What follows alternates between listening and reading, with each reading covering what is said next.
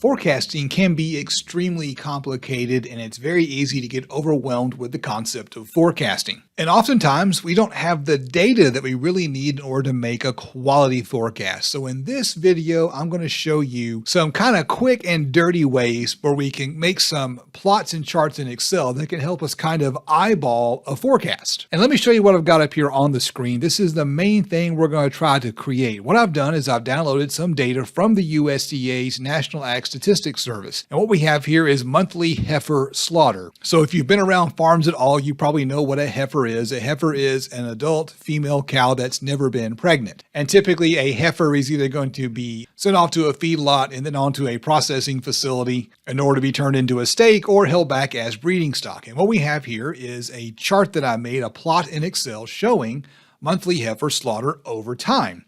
And what I want you to notice is that you get this line that kind of squiggles up and down kind of randomly, but over time that line has been dropping. And you can see a dotted line on the chart that is what's known as a regression line, and that is a trend line showing over time what has happened. And our goal is to show you how to make that exact same thing. On the next tab, I've rearranged the data. What we have here is all of January. So January for each year that I have data, and then we have an average for the month of January. Same thing for February, all the Februaries, and then an average for February, all the Marches, March 2010, March 2011, and the average for March. Then in Excel, I made this chart right here, which is the monthly average slaughter. And this is done in order to see if we can figure out some seasonality. I'll be showing you how to do this in just a second. And looking at the chart, what we notice is that March and October seem to be the months that have the highest numbers, whereas December and February seem to be some of the lowest. And this is really powerful because it gives us the opportunity to kind of eyeball the seasonality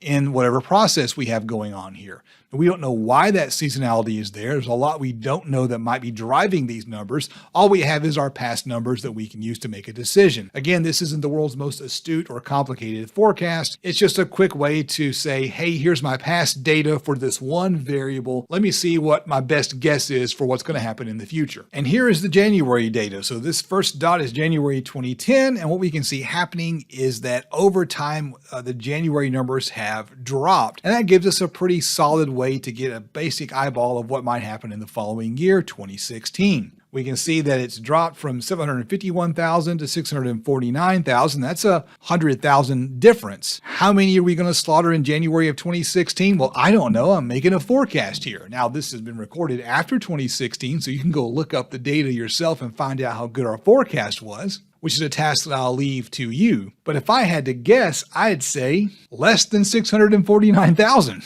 How much less? I don't know. It fell by 100,000 and there's a downward trend, so maybe 100,000 less. And that is a really straightforward way to get a quick and dirty forecast when all you have is this one variable to work with. Let's jump over here to this next tab. And again, this was just a really kind of quick and dirty way of doing this. So what I'm going to do is just highlight column H.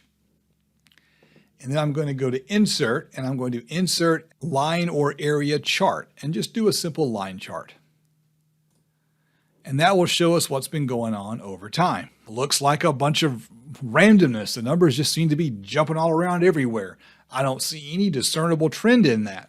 So what I want to do now is I want to go to the Add Chart element, and I'm going to add a trend line. And I'm going to go down to More Trend Line Options, and I'm going to display the equation for that trend line. There we go. Well, you can see the trend line is sloped downward over time. The slope of the trend line is negative 1,781. So basically, every year on average, the number of steers that we slaughter is dropping by about almost 1,800 a year. So we have this over time decrease. There you go. Why? I have no idea. I don't have any other information to explain it. All I know is it's been dropping over time. Now I have the same monthly data. I went ahead and arranged that off camera because it's kind of it takes a little bit of work to arrange all of that. And what I'm going to do is I'm going to pop in right here and I'm going to type a formula equals average. And I'm going to average all of the January numbers. And I'm just going to drag that formula over. And I'm going to add some commas just to make it look better.